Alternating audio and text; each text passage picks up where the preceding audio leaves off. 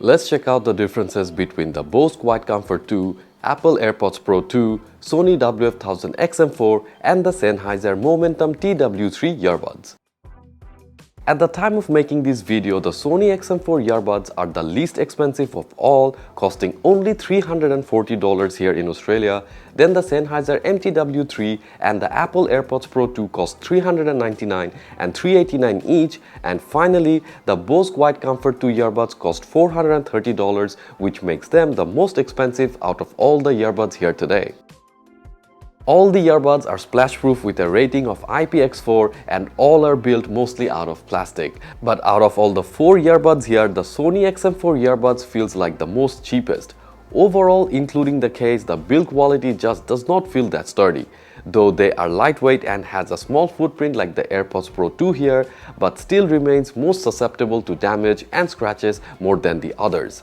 The QC2 and the MTW3 has a bigger case in comparison, which will put a bulge in most pockets, but they will make it up for that size by having a solid build quality that can withstand scratches and minor dings. Also, none of the cases have any sort of IPX rating except for the AirPods Pro 2, which are rated to be IPX4. The Bose Quietcomfort 2 and the AirPods Pro 2 have some similarity look-wise, as they both have a bit of that headset look with a stem that points towards your jaw, whereas the Sony XM4 and the MTW3 has no stem and the whole earbud fits on the bowl of your ears. In terms of fit though, you have a better chance of getting a more secure fit with the Quietcomfort 2 and the Momentum 3 earbuds, as they come with a band or fin wrapped around in the middle of the body, which will lock in the earbuds in the ear canals with just a twist. And with the AirPods Pro 2 and the Sony XM4, you will have to solely rely on how well the ear tips fit your ears in order to get a good seal and a secure fit. Connectivity wise, you will get SBC and AAC codec support from all the earbuds, but only the MTW3 will support aptX codec, whereas the XM4 will support LDAC. Now, depending on what device you use, you may want to think about which earbud is best for you. If you have an LDAC player, then the XM4 is the obvious choice. And if you have an iPhone, then having the AirPods Pro 2 will unlock all sorts of features, like connecting them with all devices under the same Apple ID, sharing audio between 2 AirPods, finding your lost AirPods, etc.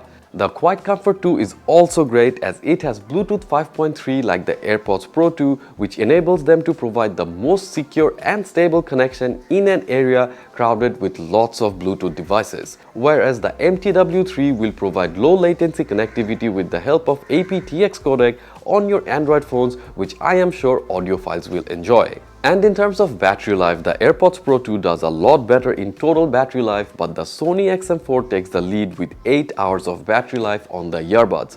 Sadly, the QC2 earbuds misses out on wireless charging and also takes 3 hours like the Sony XM4 to recharge fully from 0 to 100%. The touch controls on the Sony XM4 and the MTW3 will let you do all kinds of playback commands with great accuracy, but they are both prone to accidental touches as both of them have a small surface to play with. So even if you try to adjust the earbud on your ears, you might just end up changing the track in the process, which can be irritating. The Bose QC2 and the AirPods Pro 2 are better in this aspect as they have a stem design with more surface area to hold the earbuds where there is no touch panels. The stem design also adds slide gestures which will allow you to change volume in a more intuitive way. Apple also lets you pinch the stem to carry out commands, which is very user-friendly, and more importantly, it's very easy to remember. So big shout out to Apple here in creating an interface that the users can easily interact with.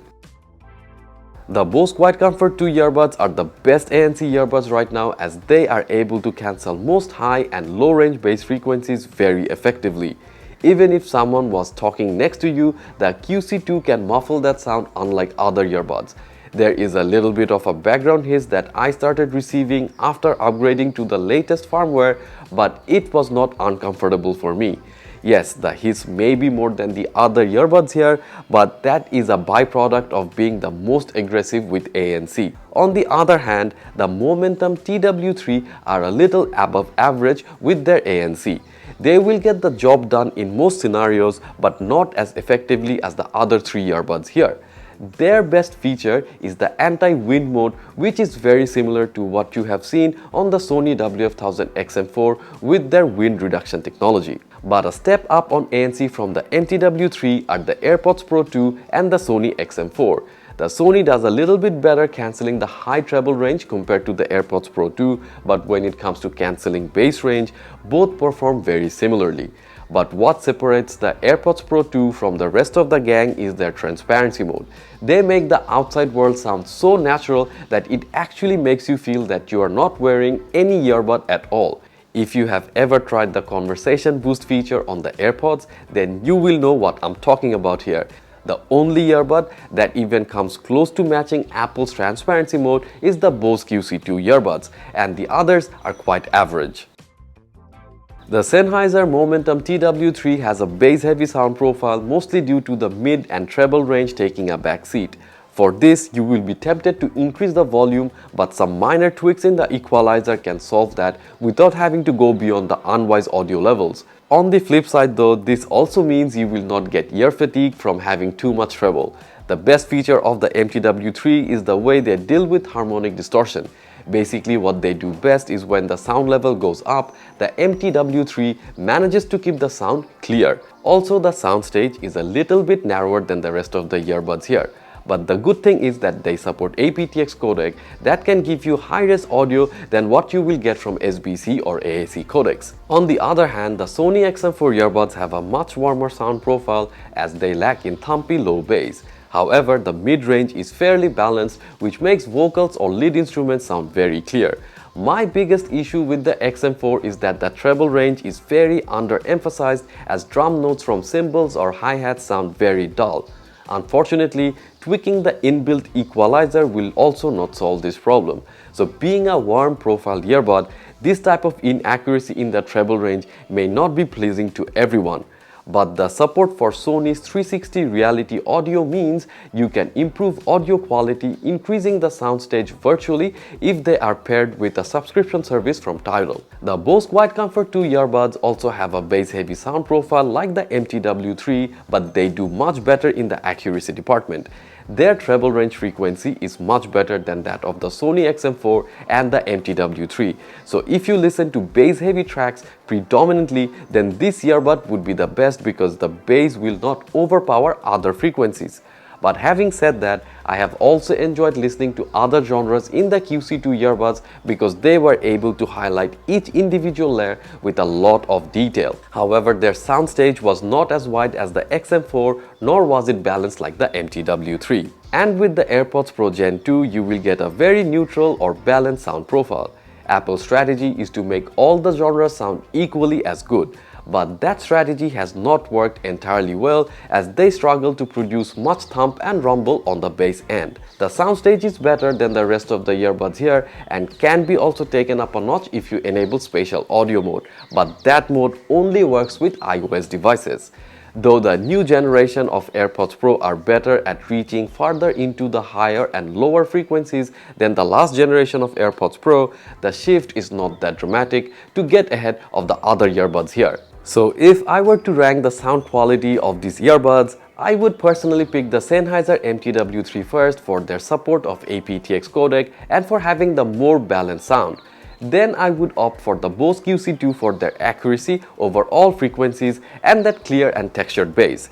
And after that, I would pick the Sony XM4 earbuds because of their warm sound signature, and then finally the AirPods Pro 2 for their neutral sound profile, which just works with all genres and their better soundstage. Testing the microphone of the Apple AirPods Pro Gen 2. Mic check, 1 2 3 1 2 3. Mic check, 1 2 3 1 2 3 1 2 3. Testing the microphone of the Sony WF-1000 XM4s. Mic check, 1 2 3 1 2 3. Mic check, 1 2 3 1 2 3 1 2 3. Testing the microphone of the Sennheiser Momentum True Wireless 3 earbuds. Mic check, 1 2 3 1 2 3. Mic check, 1 2 3 1 2 3 1 2 3. Testing the microphone of the Bose Quietcomfort 2 earbuds. Mic check, 1 2 3 1 2 3. Mic check, 1 2 3 1 2 3 1 2 3. As you just heard that all the earbuds are prone to letting in ambient sound if they are in a noisy environment. But I think the Sony XM4 are better at isolating noise from the voice than the rest. The AirPods Pro Gen 2 are also good as they make the voice sound natural but does have the tendency to chop off voice at times depending on your head's movement. I have experienced similar drop-offs with the TW3s also, but the Bose Quietcomfort seem to be immune to this issue. Since the price range of all the earbuds here are very close, I think choosing just one earbud from the list will depend on someone's personal preference.